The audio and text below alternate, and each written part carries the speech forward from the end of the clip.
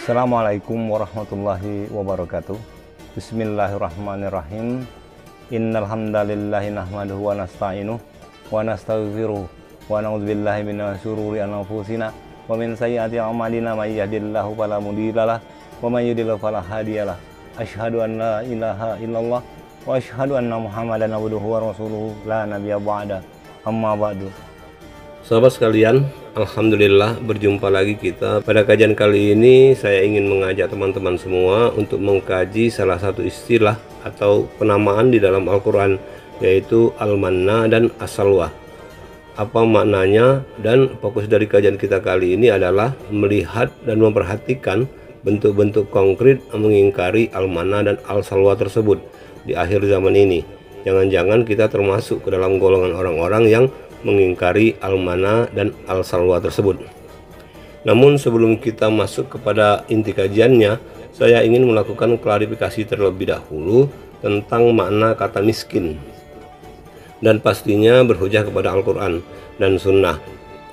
Mengapa kata miskin ini wajib kita pahami dengan tepat sesuai tuntunan? Karena makna kata miskin ini terkait erat dengan Al-Manna dan Al-Salwa.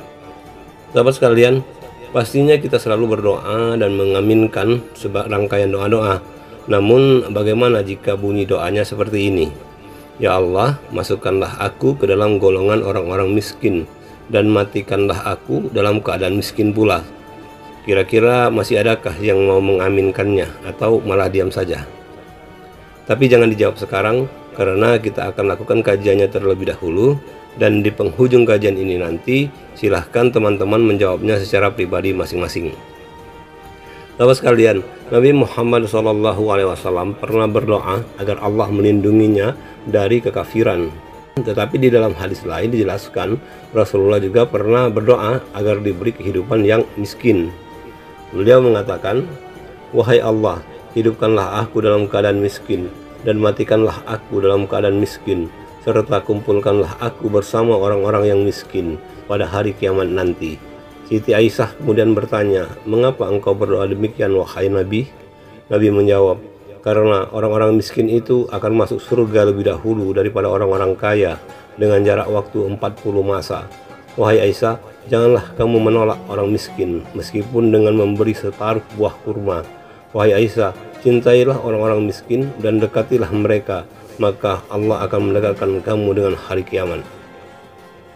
Sebagian ulama memaknai kata miskin dalam hadis ini terambil dari kata kosakata al-sukun yang berarti khusyuk dan tawadu.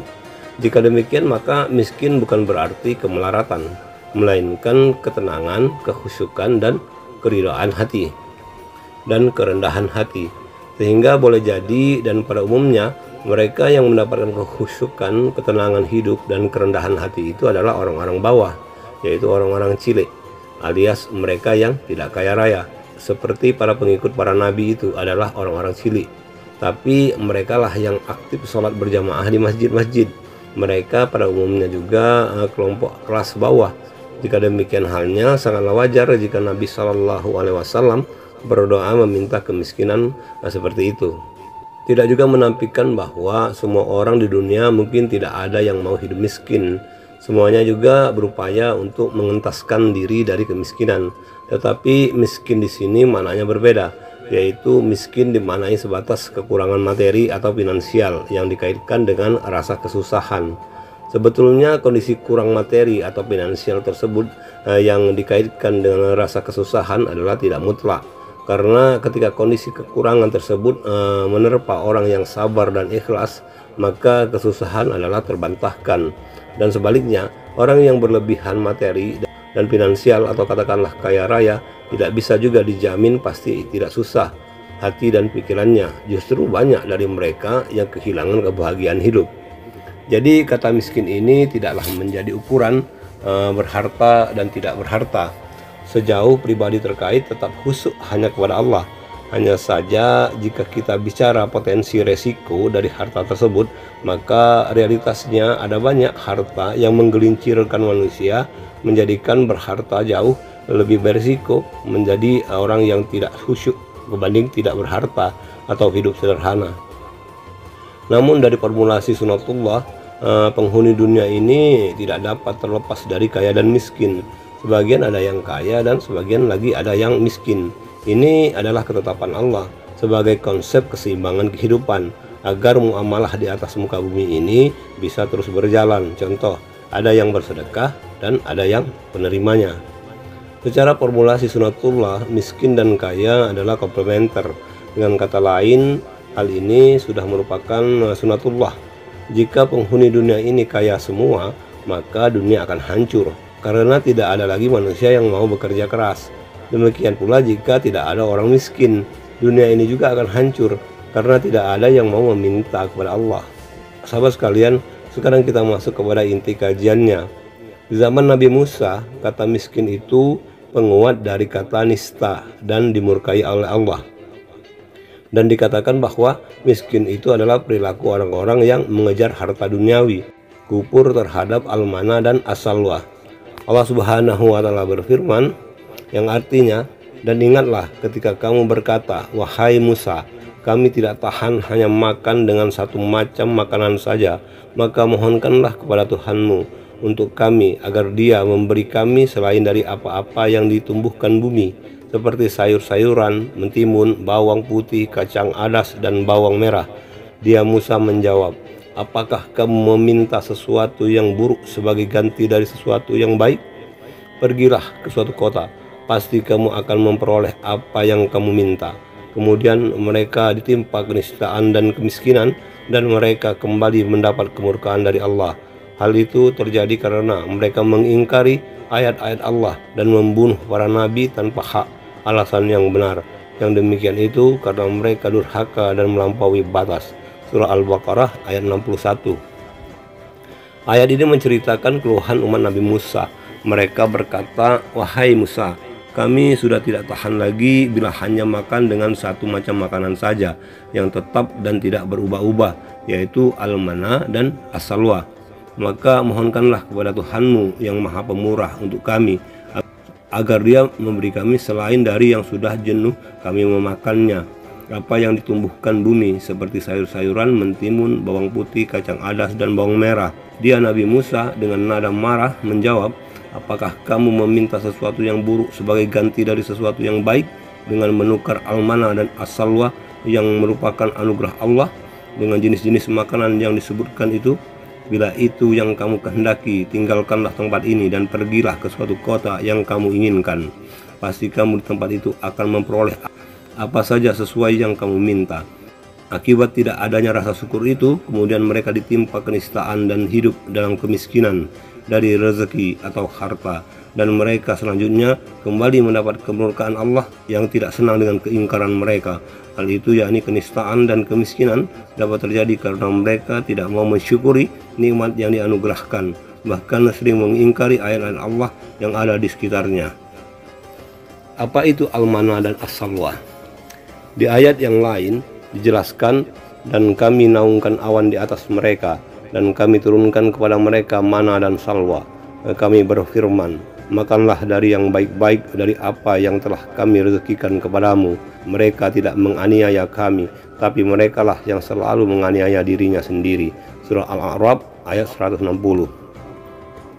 Kemudian lagi di surat Taha, kata mana dan salwa diiringi kata yang universal, yaitu rezeki yang baik. Dikatakan, hai Bani Israel, sesungguhnya kami telah menyelamatkan kamu sekalian dari musuhmu, dan kami telah mengadakan perjanjian dengan kamu sekalian atau untuk munajat di sebelah kanan gunung itu, dan kami telah menurunkan kepada kamu sekalian manna dan salwa.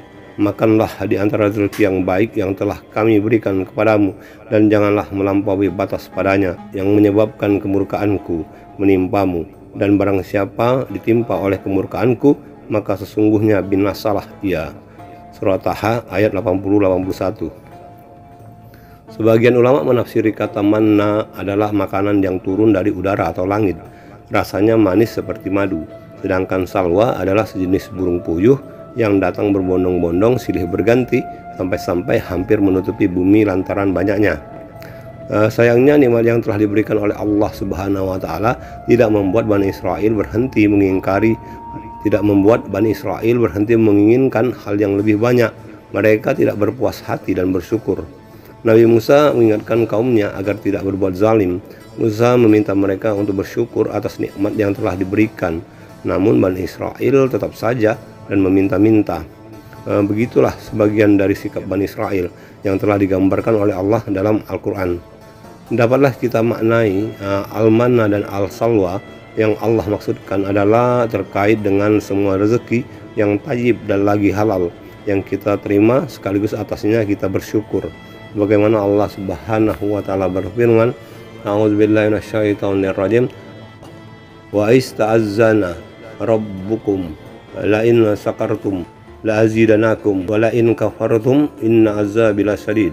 Yang artinya, ingatlah ketika Tuhanmu memaklumkan sesungguhnya jika kamu bersyukur niscaya aku akan menambah nikmat kepadamu, tetapi jika kamu mengingkari nikmatku itu maka pasti azabku sangat berat. Surah Ibrahim ayat 7. Di akhir zaman ini ada banyak orang-orang yang berlomba-lomba mencari selain manna dan salwa, dikarenakan tidak pandai bersyukur, baik itu dalam artian makanan, pakaian, rumah, kendaraan, harta kekayaan, pasangan, bahkan keimanan. Tonggak mengingkari manna dan salwa dimulai oleh Bani Israel dan hingga hari ini merebak ke segala lini masyarakat dunia secara global, mengkufuri manna dan salwa tersebut.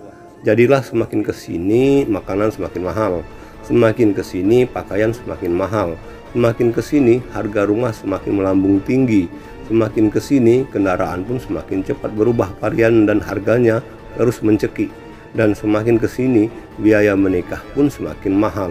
Inilah buah dari mengkufuri manna dan salwa. Orang lebih memilih makanan, pakaian, rumah, kendaraan, harta, kekayaan, dan pasangan yang bersifat kekinian ketimbang thayyib dan halal, atau dengan kata lain rezeki yang manna dan salwa. Bahkan sampai kepada level berislam, semua bernuansa kekinian, dan ini sama dengan kulturnya umat Nabi Musa, yaitu Bani Israel yang Allah ceritakan di ayat tersebut. Di akhir zaman ini dianggap tak mengapa makanan didapat dari jalan subhat, bahkan haram. Kalau ditanya dari mana dapat rezekinya, jawabannya pokoknya aman lah, tenang saja, so oke. Bukan hanya subhat, malah banyak yang haram, yang penting kekinian. Rezeki itu bukan hanya apa-apa yang kita makan, tetapi semua keperluan hidup yang Allah hamparkan adalah rezeki. Namun cara kita mengambil dan menggunakannya ada konsekuensinya, dan itu ada di tangan manusia masing-masing. Pakaian adalah juga rezeki yang Allah hamparkan, tapi membelinya dengan tujuan pamer dan sebagainya. Ditambah lagi dengan model-model kekinian yang jauh dari tuntunan syariat Islam, yaitu terbuka auratnya. Di akhir zaman ini ada banyak wanita berpakaian tetapi tidak tertutup atau tidak terhijab auratnya. Begitu juga dengan rumah. Rumah adalah salah satu keperluan hidup juga, dan itu artinya juga rezeki yang Allah hamparkan. Punya rumah besar dan mewah dan kekinian dibangun dengan cara menghalalkan segala cara. Ditambah lagi tidak ada yang sholat dan tidak ada pula orang yang membaca Al-Quran di dalamnya, karena ukurannya yang penting rumahnya kekinian. Kendaraan juga begitu. Kendaraan miliaran harganya, tapi tidak pernah dijadikan alat berdakwah karena mobilnya kekinian. Katanya tidak matching kalau dibawa dakwah. Istri dan atau suami sama juga, yang penting cantik, gagah, kaya, biar kata tidak taat agama, yang penting orangnya kekinian. Inilah bentuk-bentuk keperluan hidup yang tidak manna dan salwa. Dan orang-orang yang mencari dan mendapatkan keperluan hidup semacam ini disebut dengan orang kaya raya atau orang kaya. Dan mereka adalah sebenar-benarnya orang yang hidup miskin itu, yaitu miskin dari manna dan salwa. Orang-orang yang diskualifikasi dari koridor syariat Islam atau melampaui batas, miskin dari rahmat Allah, dan orang-orang yang demikian dimurkai Allah. Sahabat sekalian, kita banyak menganut sebuah anggapan seperti ini. Orang kaya kasihan melihat orang miskin. Ini adalah anggapan dengan cara melihat menggunakan kacamata duniawi. Kalau kita pakai kacamata akhirat, maka anggapan ini akan terjungkir balik. Justru orang miskin kasihan melihat orang kaya. Di mana letak kasihannya? Karena kaya itu susah hidupnya. Contoh, kalau hari ini kita harus menjamu 5 orang teman makan di warteg, pastinya kita tidak akan melirik isi dompet kita. Tapi tidak jika kita jamu mereka di kafe. Inilah gambaran jika makanan dan minuman orang kaya jauh dari manna dan salwa. Semakin jauh dari manna dan salwa, maka akan semakin menyusahkan. Dan nuansa makan minum di kafe dan rumah makan mahal seperti ini yang diamalkan oleh orang kaya, dan itu menyusahkan dan kemubaziran. Kalau kopi di kafe paling-paling diseruput hanya 1 atau 2 kali saja, banyak yang tersisa. Sudahlah bayarnya mahal, dapatnya dosa kemubaziran pula. Susah kan jadi orang kaya itu? Kalau kita cukup dengan pakaian seadanya, tapi tidak dengan orang kaya, pakaian mereka berlemari-lemari, tapi tidak untuk dipakai lebih dari 1 kali untuk menghadiri pesta. Inilah pakaian yang jauh dari manna dan salwa, hanya menambah panjang antrian hisabnya saja di akhirat kelak. Ini sangat menyedihkan. Kalau kita yang tidak kaya, cuma punya mobil sederhana misalnya, kalau tetangga lagi sakit, membutuhkan dan mau pinjam, pastinya dengan sangat ringan kita menyerahkan kuncinya. Pakai aja, gak apa-apa kok. Tapi coba kalau orang kaya yang mobilnya harga miliaran, yang harga satu spionnya puluhan juta, kira-kira ikhlas atau ngedumelkah? Ujung-ujungnya terpaksa pinjami, tapi sekaligus jadi sopirnya. Takut mobil mewahnya kenapa-kenapa kalau dibawa oleh tetangga. Ini bukan hanya menyusahkan, tapi menghinakan. Menghinakan diri sendiri karena harta namanya. Begitu juga rumah, harta, benda, dan pasangan. Semakin jauh dari hikmah al-mana dan as-salwa, akan semakin menyusahkan. Kasihan kan? Hidup kekinian itu bukanlah yang serba wah. Tidak ada larangan hidup kekinian, karena masa itu adalah bagian dari kehidupan. Ciptakanlah nuansa hidup kekinian itu dengan nuansa hidup yang senantiasa mencari bentuk-bentuk manna dan salwa yang Allah turunkan di sepanjang masa. Manna dan salwa itu tetap akan diturunkan. Manna dan salwa itu tetap ada di makanan, di pakaian, di rumah, kendaraan, pada harta dan pasangan. Ketika 6 keperluan hidup tersebut kita jadikan sebagai wasilah atau jalan dan sarana dalam ikhtiar mendekat kepada Allah, atau dimanfaatkan untuk meningkatkan ketakwaan kita, maka jadilah 6 keperluan itu sebagai manna dan salwa.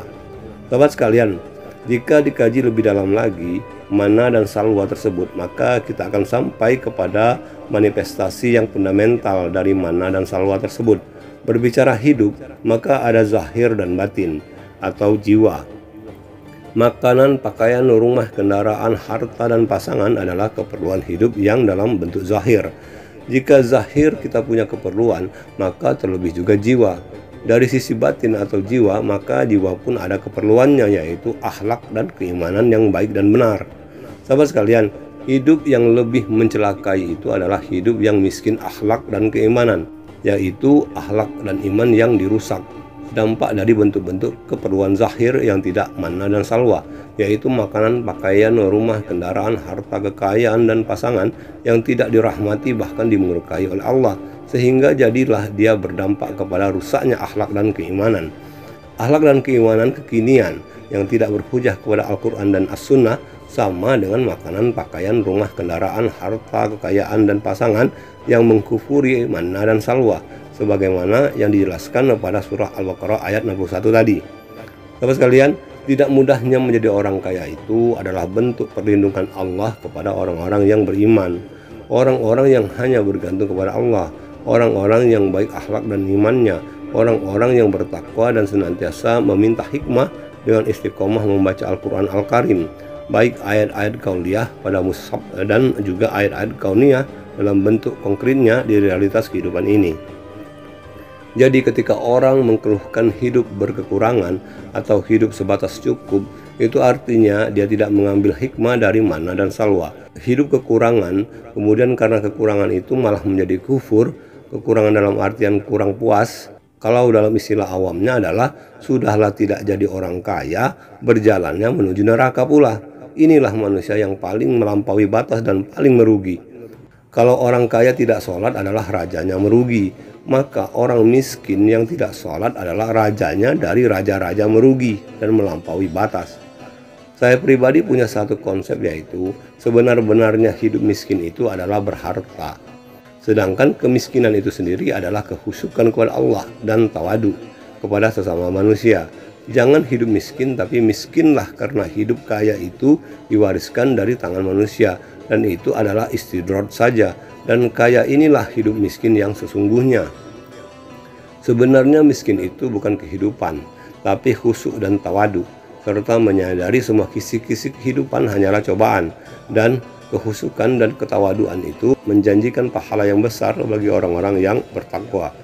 Sahabat sekalian, demikianlah kajian singkat ini, semoga bermanfaat. Kendati dari kepahaman yang berbeda di skala keseluruhannya itu tidaklah jadi masalah, sejauh kita seragam dalam memaknai inti kajiannya, yaitu memahami apa itu al-manna dan as-salwa. Insya Allah kita akan dimasukkan ke dalam golongan orang-orang yang pandai bersyukur dan bertakwa. Amin ya rabbal alamin. Sahabat sekalian, demikianlah kajian kita kali ini. Semoga dengan kajian singkat ini kita mendapatkan kepahaman yang holistik dan universal. Untuk itu, dan ini saya mohon undur diri. Terima kasih atas segala perhatian dan mohon dimaafkan atas segala kekurangannya.